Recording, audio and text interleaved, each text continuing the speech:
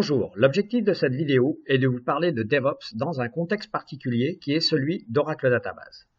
Alors il est vrai que nos clients ont beaucoup investi sur DevOps et notamment la gestion du middleware ou le développement de code, mais moins sur DevOps avec une database relationnelle. Alors tout simplement parce que ces solutions de database relationnelle sont des offres qui sont plutôt généralement assez lourdes à installer, à configurer et à gérer. Vous connaissiez Oracle Database pour des termes comme la performance, la scalabilité, les fonctionnalités, le clustering, mais franchement, rarement vous avez entendu parler d'agilité concernant Oracle DB.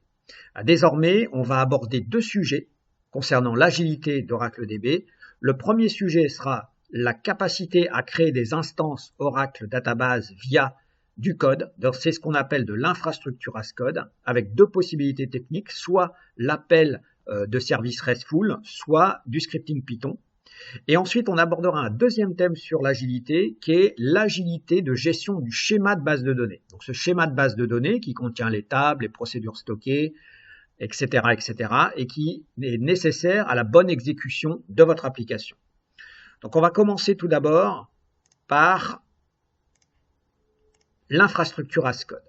Si vous vous connectez sur Google, déjà, vous pouvez voir que rapidement, il y a des API REST pour tout le cloud Oracle. Donc aujourd'hui, l'agilité, infrastructure as code, va permettre de créer des instances d'Oracle DB via des appels de services REST ou de scripting Python, soit sur le cloud Oracle public, soit directement dans les data centers de nos clients, puisque le cloud public est aussi consommable dans les data centers de nos clients via une machine qui s'appelle Oracle Cloud Machine.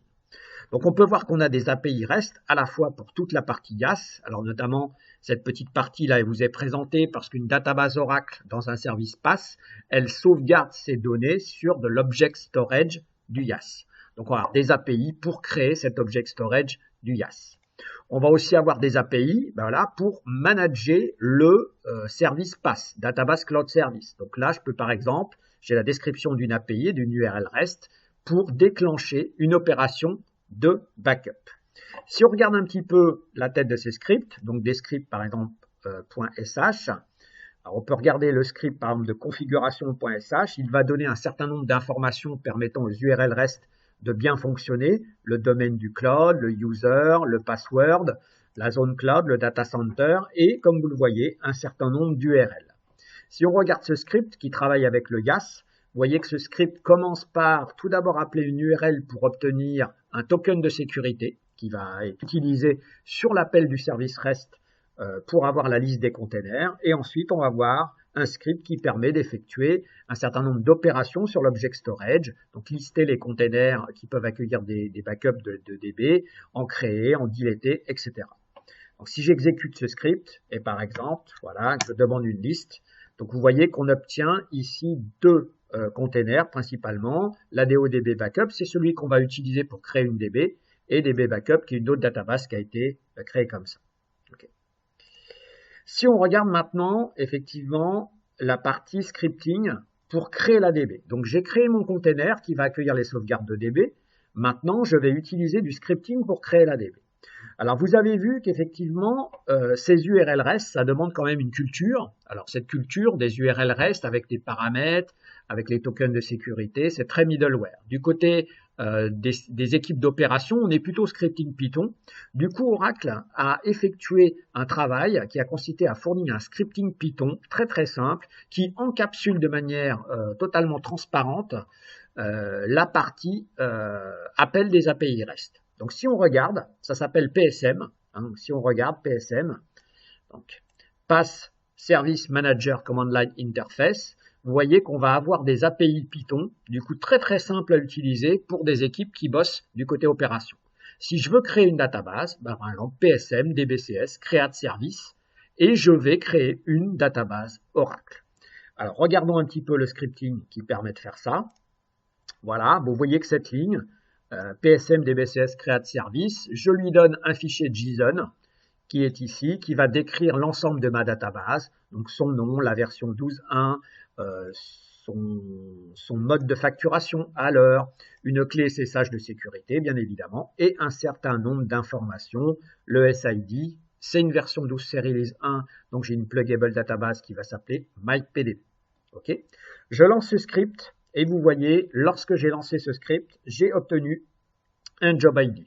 Tout simplement parce que la création d'une database Oracle sur le cloud n'est pas instantanée, elle va demander 30 à 45 minutes sur le cloud public ou en interne sur le Cloud at Customer, donc cette fameuse cloud machine qui permet de créer aussi des instances d'Oracle DB. Et ensuite, je vais interroger du coup ce job ID pour savoir où en est la création de mon instance. Au bout d'un certain temps, vous voyez, ma database est prête, je sais qu'elle est opérationnelle.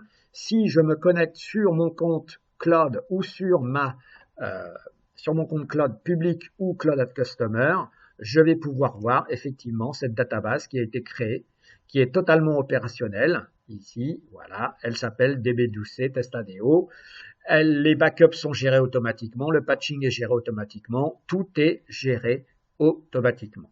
Donc voilà comment j'ai fait la capacité de créer très très facilement via une ligne de code une database. J'aurais pu créer cette même database depuis la sauvegarde d'une database on-premise, j'aurais pu la créer depuis la sauvegarde d'une database cloud, j'aurais pu la créer depuis un snapshot d'une database déjà existante sur le cloud. Donc vous voyez que c'est très très très très agile, ça permet d'aller très très vite, de créer tout ça et sans aucune restriction de fonctionnalité. Donc j'aurais pu créer une database avec du RAC et par exemple de l'Active Data Guard. Donc voilà pour ce qui est de l'agilité sur Oracle DB. Premier sujet, agilité, l'infrastructure as code. On va passer au deuxième sujet, qui est l'agilité du schéma de base de données.